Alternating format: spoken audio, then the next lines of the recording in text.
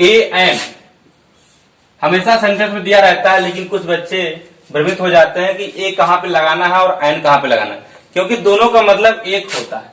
ए का मतलब भी एक होता है और एन का मतलब भी क्या होता है, एक होता है।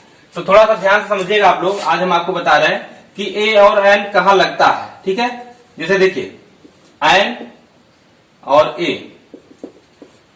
हमको यह समझना है कि एन के बारे में अंग्रेजी के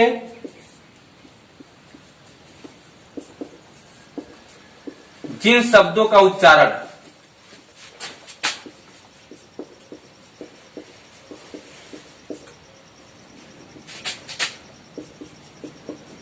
हिंदी के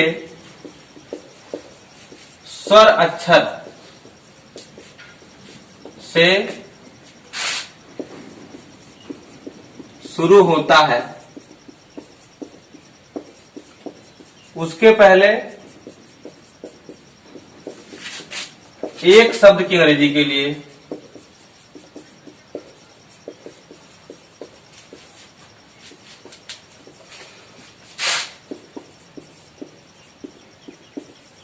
एन का प्रयोग होता है।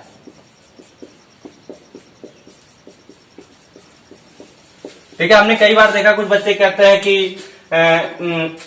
ए ई आई ओ यू यानी अंग्रेजी का वावेल अगर पहले आ जाए तो हम क्या करते हैं, एन का प्रयोग कर देते हैं।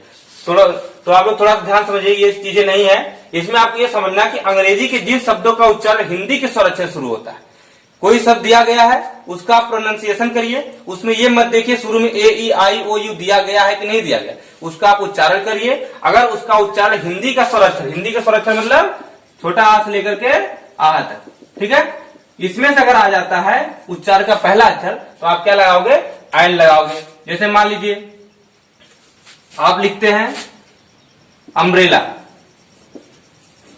अम्ब्रेला मीन्स क्या होता है, छाता होता है। तो यहां पर सीधे सीधे आप अगर इसका उच्चारण करें तो ये अम्ब्रेला इसे लिखा जाता है। ठीक है, तो पहला जो अक्षर है वो हिंदी का स्वर अक्षर आ है। इसका मतलब अगर आपको एक छाता लिखना है तो आप क्या लिखोगे, एन अम्ब्रेला। ठीक है, अब कुछ बातें ऐसी है, जैसे मान लीजिए आ गया, क्या लिखा, ये लिखा ऑनेस्ट। अब यहाँ पे देखिए यच भले पहले लिखा लेकिन इसका उच्चारण क्या होगा, इसका उच्चारण होता है ऑनेस्ट। ठीक है, तो यहाँ पर देखिए पहला अक्षर क्या है, हिंदी का स्वर अक्षर है। तो ये नहीं कि आप ये सोचो कि शुरू में ए ई आई ओ यू है नहीं, हम यहाँ पर इसलिए क्या लगाएंगे, ए लगाएंगे। जी नहीं, ये चीजें गलत है। आप उसका उच्चारण देखेंगे, अगर उच्चारण हिंदी का स्वर अक्षर है तो आप वहां पर क्या लिखोगे, एन ऑनेस्ट। ठीक है, तो इस तरह से आप जो है क्या नाम है, ए और एन का, एन और ए में इस तरह से अंतर है, इस तरह से आप जो है एन का यूज करोगे। और बाकी सारी चीजें, कई चीजें, जैसे मान लीजिए अगर हमको लिखना 1 घंटा, क्या लिखना है, 1 घंटा आपको लिखना है, तो ये नहीं कि ए आवर, ये चीजें गलत हो जाएंगी। हमको क्या लिखना है, एन आर। ठीक है, तो एन आर मीन्स क्या हो जाएगा, 1 घंटा।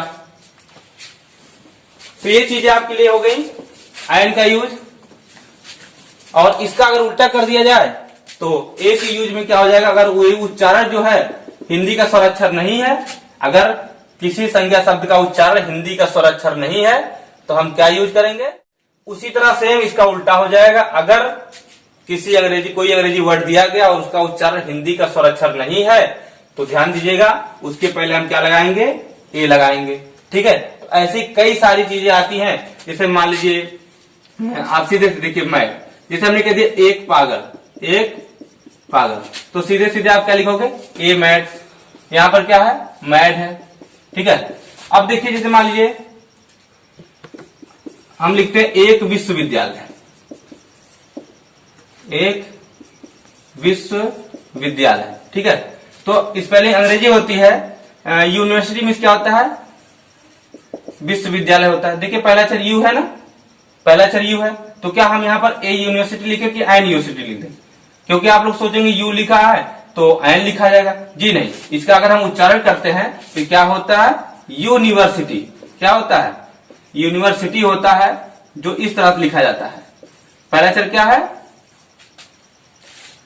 ठीक है, हिंदी का कंसोनेंट है, तो हम यहाँ पर क्या लिखेंगे, ए का यूज करेंगे, तो आ यूनिवर्सिटी इस तरह से हो जाएगा। तो उम्मीद है कि सबको समझ में आएगा। आपको ए और एन का जब भी यूज करना तो ये देखिएगा उसका उच्चारण क्या है, जिस शब्द के पहले हमको ए या एन लगाना है, अगर उसका उच्चारण हिंदी का स्वर अक्षर है तो हम एन लगाएंगे, और उसका उच्चारण अगर हिंदी का व्यंजन है तो हम क्या लगाएंगे, ए का यूज करेंगे।